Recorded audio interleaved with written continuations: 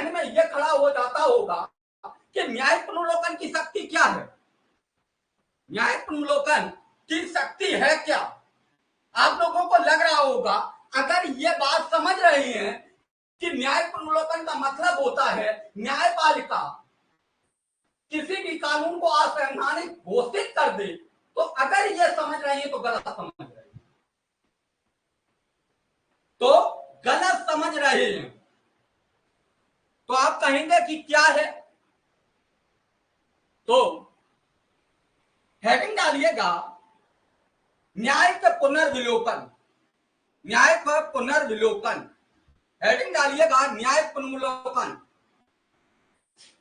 अब की बार में पीटी पार, ठीक, पीटी रोड़ा नहीं बनेगा, और अच्छे से एकदम दिमाग लगा के पढ़िएगा मेंस पार, ठीक है।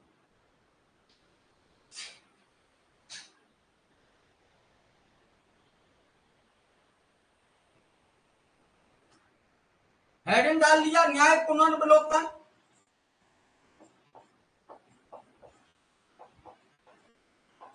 विलोकन, न्याय पुनर्विलोकन का मतलब यह बिल्कुल नहीं होता है कि किसी कानून को असंवैधानिक घोषित कर देना, किसी कानून को असंवैधानिक घोषित कर देना, यही केवल नहीं है, नहीं, इतनी अगर बात कहेंगे तो ये समझ लीजिएगा सामने वाला समझ जाएगा कि केवल और केवल आप रटे हुए हैं। क्या है? रटे हुए हैं। बात तो आयोग इसके आगे की करता है, बात इतनी नहीं करेगा कि न्याय पुनर्विलोकन का मतलब क्या है।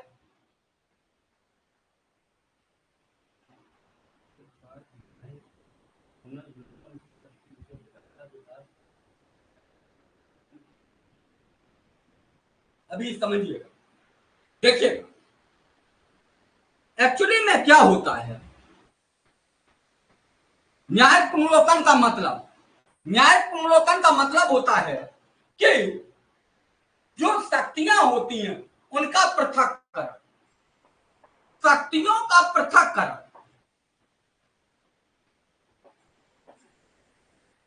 पृथक्करण। और जब शक्तियों का पृथक्करण होगा, यानी कि शक्तियां कैसी होंगी? अलग अलग होंगी। कार्यपालिका की अलग शक्तियां, विधायिका की अलग शक्तियां, न्यायपालिका की अलग शक्तियां। हम बड़े आधार, बड़े बात से कह देते हैं कि भाई हमारे यहाँ पर शक्तियों का पृथक्करण है, कह देते हैं संघात्मक ढांचा के तहत में शक्तियों का पृथक्करण होता है। हम भी कहते हैं, आप भी कहते हैं, शक्तियों का पृथक्करण संघात्मक ढांचे के तहत में होता है, लेकिन शक्तियों पर बाउंडेशन, नियंत्रण लगाना न्याय पुनर्विलोकन के तहत होता है।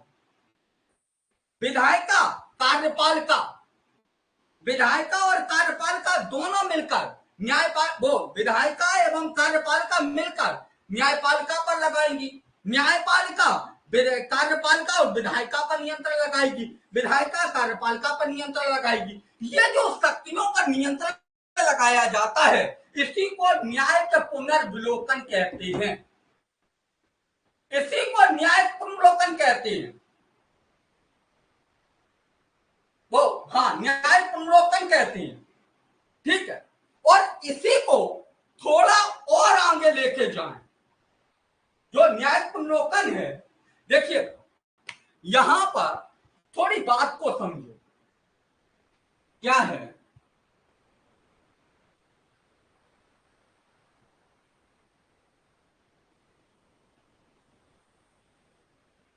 ये सिद्धांत है, ये हमारी बातें नहीं है, ये क्या है? सिद्धांत है, ठीक, सिद्धांत है।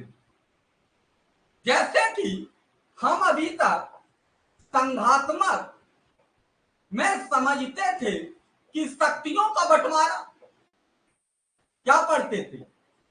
शक्तियों का बंटवारा। अब एक बात स्पष्ट है संघात्मक ढांचा होगा, उन देशों में न्याय के पुनर्विलोकन की शक्ति न्यायपालिका के पास जरूर होगी। ये बात एकदम याद रख लेना। कोई कुछ भी कहे, आप कहना नहीं है, दुनिया इधर से इधर हो जाए, आप कहना कि नहीं, जिन देशों में संघात्मक ढांचा होता है उन देशों में न्याय पुनर्विलोकन की शक्ति न्यायपालिका के पास होगी, या न्याय पुनर्विलोकन की शक्ति होती है संविधान में। ठीक है, उस देश में क्या होगा, न्याय पुनर्विलोकन की शक्ति संविधान में होती ही है। न्याय पुनर्विलोकन क्या है? पुनर्विलोकन क्या है? अब हमने पिछली क्लास में आपको बताया होगा कि संघात्मक ढांचे में क्या है, शक्तियों का बंटवारा एवं लिखित संविधान। याद है? लिखित संविधान क्लास किए होंगे जो लोग, उनको याद होगा, जिनने किया ही नहीं होगा उनको क्या याद होगा, कोई बात नहीं, लेकिन फिर भी याद रखें। अब जो न्यायिक पुनर्विलोकन है, पुनर्विलोकन है, इसका मतलब ये बिल्कुल नहीं है कि न्यायपालिका के द्वारा जो कानून बनाई गई है उनको असंवैधानिक घोषित कर दिया जाए। नहीं, आप कहेंगे इन शक्तियों पर नियंत्रण लगाया जाए। क्या है? न्याय पुनर्विलोकन का अर्थ होता है शक्तियों पर नियंत्रण लगाना। क्या है?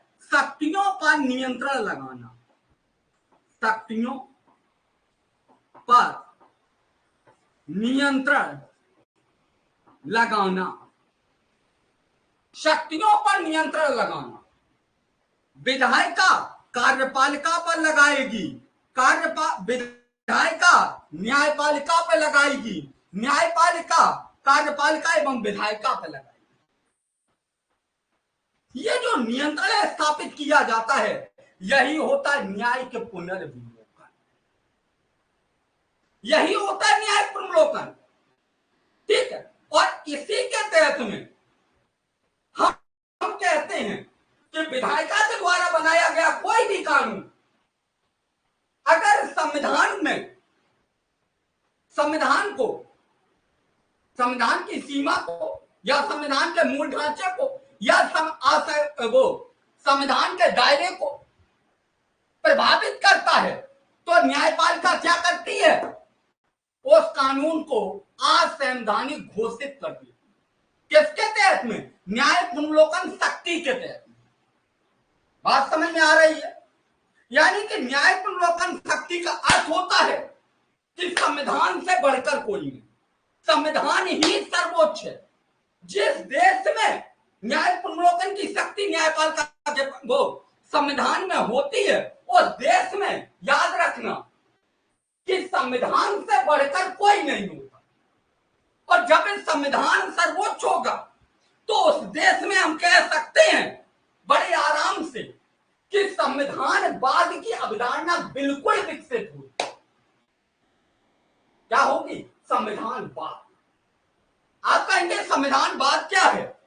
संविधान जिस शब्द में वाद लग जाता है उस शब्द का मतलब होता है विचारधारा। ठीक है, यह विचारधारा है। आप कहेंगे किस प्रकार की? समाजवाद तो हमको समझ में आता है, संविधानवाद जैसी क्या विचारधारा? संविधानवाद का मतलब होता है, एक लाइन में समझ लीजिए, किताबों में आपको बहुत बड़ी बड़ी व्याख्या मिलेगी, एक लाइन में समझो आप पीटी के एंगल से। संविधानवाद का मतलब होता है संविधान से बढ़कर कोई नहीं, संविधान से बढ़कर कोई नहीं, संविधान सबके लिए बराबर होता, संविधान सबको बराबर में रखता है, चाहे ताना वो अधिकारी तंत्र हो, चाहे सरकार हो, चाहे कोई भी हो, सबको बराबर रखता है। संविधान अपने ऊपर नहीं आने। तो एक लाइन में हम कह सकते हैं, यही लाइन उठा के पूछा था कि जिन देशों में संघात्मक ढांचा होता है, नया सेंटेंस देता है उन देशों में हमें वो संविधानवाद की अवधारणा देखने को मिलती है।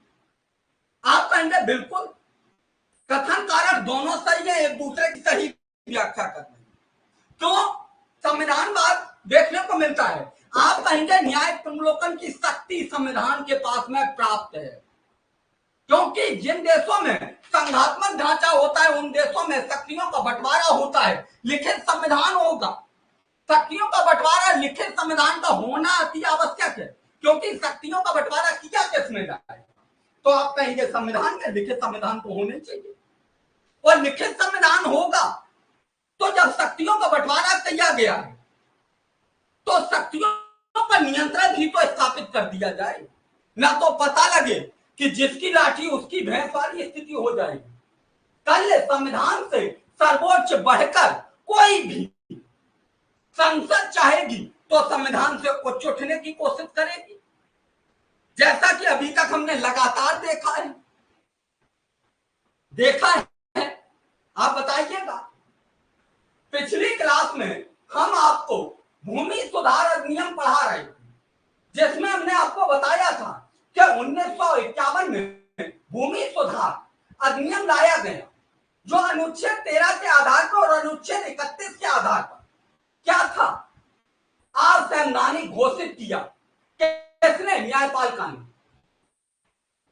आपको हमने पिछली क्लास में बताया था कि अनुच्छेद 13 में संविधान संशोधन को शब्द को विधि शब्द के अंतर्गत नहीं रखा गया, इसलिए सरकार ने क्या किया, संविधान में संशोधन किया और दोबारा से फिर क्या लेके आई, भूमि सुधार अधिनियम लेके आई। इसको चुनौती कब दी जा चुकी, कब दी गई, तो आप कहेंगे गोलकनाथ केस में। गोलकनाथ केस में, ठीक बात को समझ रही हैं? ये किस आधार पर हो पाया? न्यायपालिका, आप देखेंगे कि संसद लगातार न्यायपालिका को चुनौती दे रही थी, लेकिन न्यायपालिका ने अपनी इस शक्ति के तहत में संसद के ऊपर नियंत्रण लगाया। जैसा कि हम देख रहे थे पिछली क्लास में 24वें संविधान संशोधन को न्यायपालिका ने तुरंत वैध बताया कि ठीक है, अनुच्छेद 368 के तहत में आप अनुच्छेद 13 का अनुच्छेद 368 से कोई संबंध नहीं है, लेकिन उसने तुरंत केशवानंद भारती बनाम केरल राज्य में यही बात बोली और इसके बाद में अगला जो फैसला दिया वो कहा कि मूल ढांचे में आप परिवर्तन नहीं कर सकते। यही अहम फैसला हो गया। ये किसके तहत में? आप कहेंगे न्याय पुनर्विलोकन की शक्ति। बात समझ में आ रही? तो न्याय पुनर्विलोकन की शक्ति का मतलब ये, ठीक, यहां तक बात समझ में आई। तो न्याय पुनर्विलोकन का अर्थ लिखिएगा। हाँ, न्याय पुनर्विलोकन न्याय के पुनर्विलोकन के संबंध में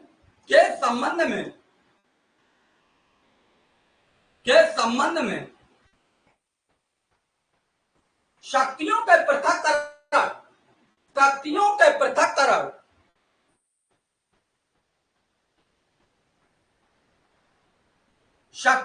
पृथक्करण न्याय पुनर्विलोकन के संबंध में शक्तियों के पृथक्करण,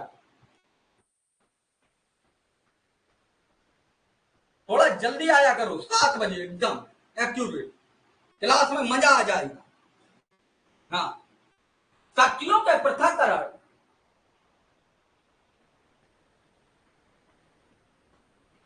से संबंध है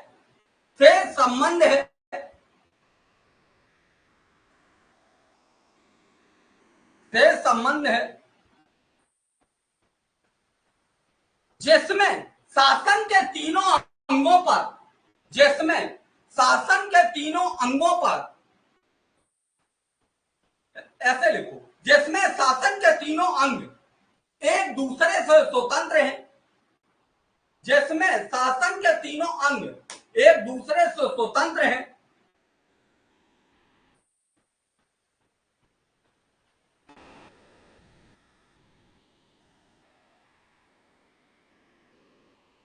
एवं एवं एक दूसरे पर और एवं एक दूसरे पर प्रभावी नियंत्रण लगाते हैं, प्रभावी नियंत्रण लगाते हैं।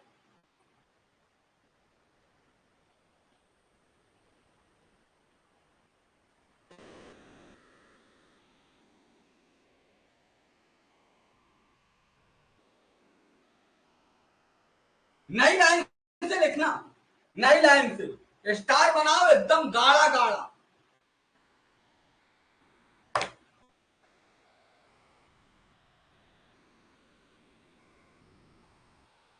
भारतीय संविधान को, भारतीय संविधान संविधान में ऐसे लिखो, भारतीय संविधान में न्याय पुनर्विलोकन की शक्ति प्राप्त है।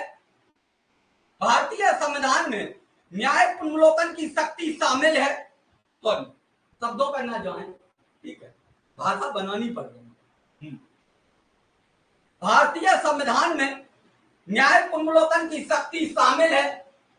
इसीलिए इसीलिए इसीलिए इसीलिए भारतीय संविधान सर्वोच्च है। इसीलिए भारतीय संविधान सर्वोच्च है।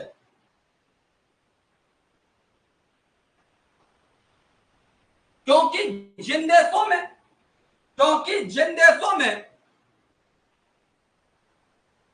संघात्मक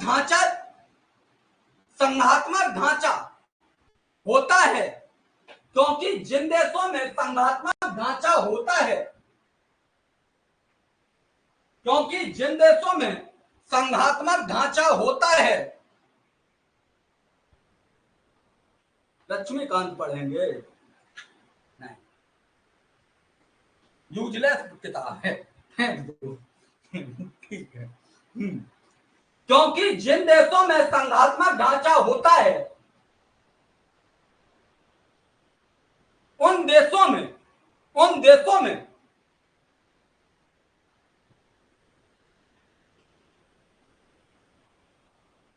लिखित संविधान होता है, लिखित संविधान होता है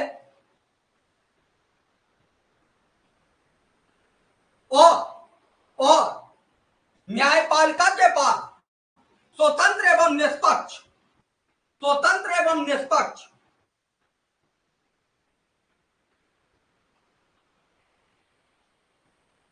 होने की शक्ति प्राप्त होती है, होने की शक्ति प्राप्त होती है।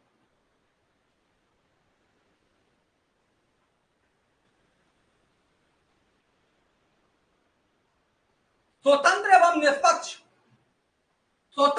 निष्पक्ष ऐसे लिखो, न्यायपालिका का स्वतंत्र एवं निष्पक्ष होने का अर्थ ही, न्यायपालिका का स्वतंत्र एवं निष्पक्ष होने का अर्थ ही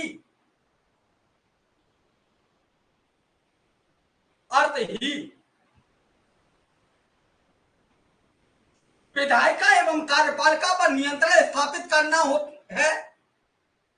विधायिका एवं कार्यपालिका पर नियंत्रण स्थापित करना है।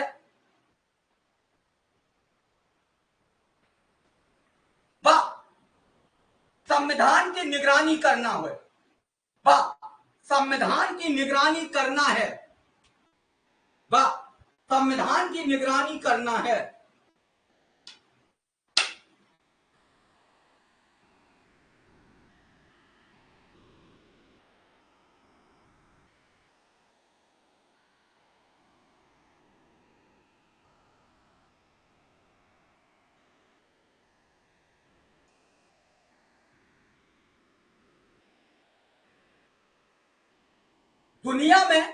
दुनिया में सबसे पहले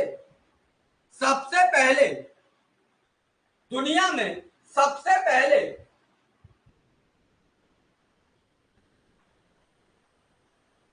न्याय पुनर्विलोकन की शक्ति अमेरिका को प्राप्त थी। दुनिया में सबसे पहले न्याय पुनर्लोकन की शक्ति अमेरिका को प्राप्त थी।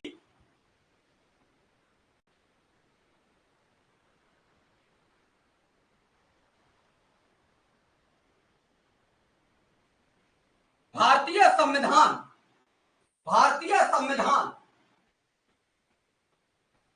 में यह प्रावधान, भारतीय संविधान में यह प्रावधान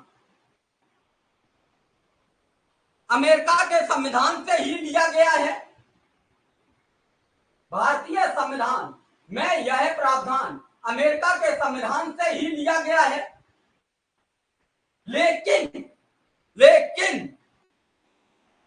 वास्तविक शक्ति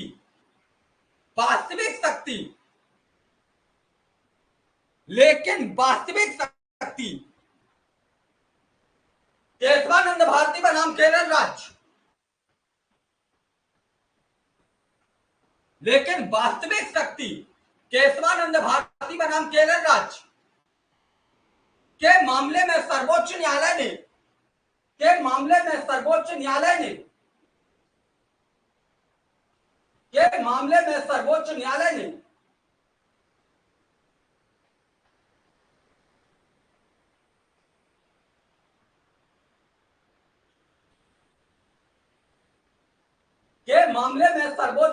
ने मूल ढांचा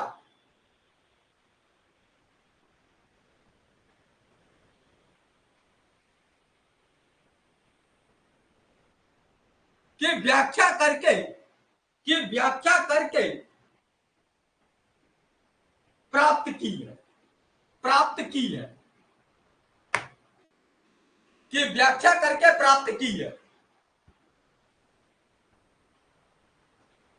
लिख लिया?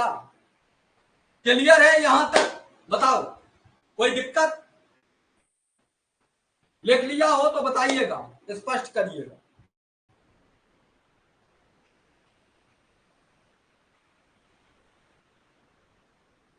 सभी ने?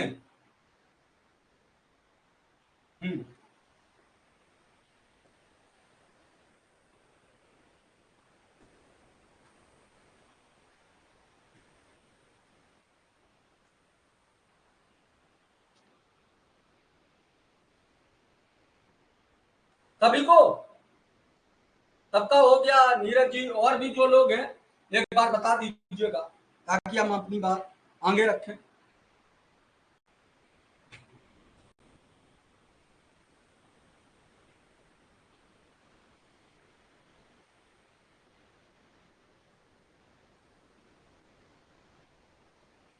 थोड़ा जल्दी लिखा करो भाई।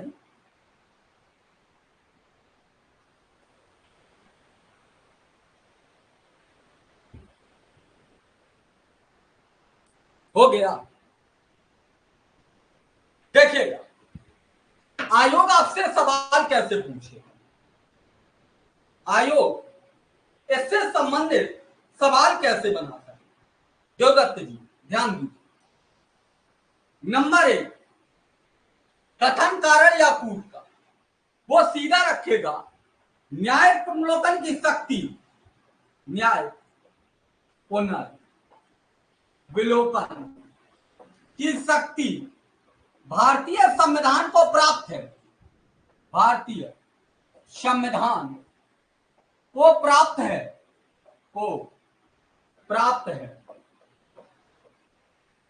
ठीक। दूसरा, या तो कूट के रूप में रखेगा या कथन कारण के रूप में रखेगा। दूसरा, भारतीय संविधान लिखित है। भारतीय संविधान या यहां पर रखेगा, यहां पर रख सकता है। शक्तियों का पृथक्करण, शक्तियों का पृथक्करण एवं लिखित संविधान का होना, लिखित संविधान का होना। नंबर 3, शक्तियों पर नियंत्रण एवं शक्तियों पर नियंत्रण लगाना, शक्तियों पर नियंत्रण स्थापित करना। नियंत्रण स्थापित करना, और नंबर 4 डाल देगा न्याय पुनर्विलोकन अनुच्छेद 13 के तहत, इतना ही डाल देगा, अनुच्छेद 13 के तहत भारतीय संविधान में प्रावधान है, भारतीय संविधान में प्रावधान है। अब यहां पर देगा कि निम्नलिखित में से कौन सा कूट के माध्यम से, आप दीजिएगा उत्तर और कूट डाल देगा, ए बी ऐसे कर देगा, ए बी डी कर देगा, ए बी सी कर देगा और ए बी सी डी कर देगा। अब देखिएगा स्टूडेंट कहां दिक्कत फंसेगा, ये वाले सेंटेंस उसको लगेगा कि ये तो हो ही नहीं सकता है, ये हो ही नहीं सकता है, क्योंकि स्टूडेंट ने जो किताब में पढ़ा है, छात्रों ने जो किताब में पढ़ा है, वो पढ़ते हैं संघात्मक ढांचे के अंतर्गत। संघात्मक ढांचे के अंतर्गत न्याय पुनर्विलोकन में इसकी गहनता किसके पास, वो ये बात तो समझ जाएगा कि न्याय पुनर्विलोकन का मतलब है शक्तियों पर नियंत्रण स्थापित करना, ये भी बताओ समझिए, लेकिन यहां पर गलती कर देगा, यहां पर गलती कर देगा।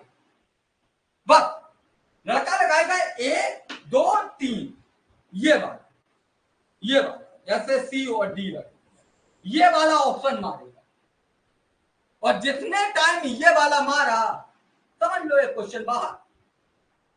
यही तो कर रहा है आगे, और थोड़ी नहीं कुछ कर, आरओ हो चाहे पीसीएस हो, यही फंडा आयोग अपना ही रहा है। ठीक है, तो बात क्लियर है, बताइए क्लियर हो गया सभी को? एक बार बताइएगा। हाँ, यहां पर ये भी रख सकता है, अगर कभी थोड़ा अंदर जाए, चला गया, वैसे जाएगा नहीं, यूपीएससी में रखा था, आपसे नहीं जाएगा, आपसे अनुच्छेद 13 ही रखेगा। ठीक है, संविधान अनुदान बात का कॉन्सेप्ट नहीं लेके आएगा, लेकिन फिर भी हमने आपको समझा दिया, कुछ भी रखे, संघात्मक ढांचे के जितने प्रावधान अगर वो न्याय पुनर्विलोकन के साथ में रख दे, आप समझ लेना, इसीलिए यहां पर ये ना रखे वो कह देगा कि अमेरिका के संविधान से लिया गया है, तब भी लड़का गड़बड़ाएगा कहां, यहां। ठीक है, ये क्वेश्चन आपको बता दें एमपीपीएससी में पूछ लिया इसी टाइप से। एमपीपीएससी पॉलिटी बहुत अच्छी पूछता है, बहुत अच्छी, लड़कों के तोते हिल जाते हैं। बीपीएससी अच्छा पूछ लेता, यूपी पीसीएस भी इसी तरीके से पूछ लेता। लड़के तो जबरदस्ती कहते हैं पॉलिटी हमको आती है, यूपी पीसीएस में 20 क्वेश्चन में मान के चलिए 12 क्वेश्चन नहीं हिला पाते हैं, आपने देखा ही होगा सबने पेपर। दिक्कत इतनी ही है और कुछ नहीं। कॉन्सेप्ट अगर क्लियर है, क्वेश्चन कितना भी घुमाए आयु, कितना भी घूम फिर के आएगा वहीं। कॉन्सेप्ट में आपको 3-4 बातें, संघात्मक ढांचे की विशेषताएं एकदम क्लियर, एकात्मक की एकदम क्लियर, रटी होनी चाहिए, लेकिन संविधान की एकदम विशेषताएं क्लियर। ठीक, संसदीय शासन प्रणाली की विशेषताएं एकदम क्लियर। बस इतनी बातें पता होना चाहिए, संविधान की विशेषताएं क्या क्या है यह बात एकदम क्लियर होना चाहिए। और फिर आप भारतीय संविधान के स्रोत को पढ़िए, जैसे हमने आपको बताया है, समझाया है, उसी तरीके से, उसी कॉन्सेप्ट। और देखो क्वेश्चन एक गलत निकल जाए तो मान लेना नहीं होगा, तो आपका कॉन्सेप्ट क्लियर है। कितना वो पूरा भारतीय संविधान इसी कॉन्सेप्ट पे है, और किसी पे थोड़ी नहीं है, इसी पे है ही। ठीक है, तो कॉन्सेप्ट को पकड़ो, बस हो। क्लियर है, कोई दिक्कत तो नहीं? हाँ, चले आगे। अनुच्छेद 13(1) हमने आपको बताया था, अनुच्छेद 13 के कई खंड है। ठीक है, और जो हमने आपको बताए थे कि अनुच्छेद 13 1 4 1 2 3 4, ठीक। तो अनुच्छेद 13 1 में क्या बोला गया है, लिखिएगा। अनुच्छेद 13 1 लिखिएगा, संविधान लागू होने के, संविधान लागू होने के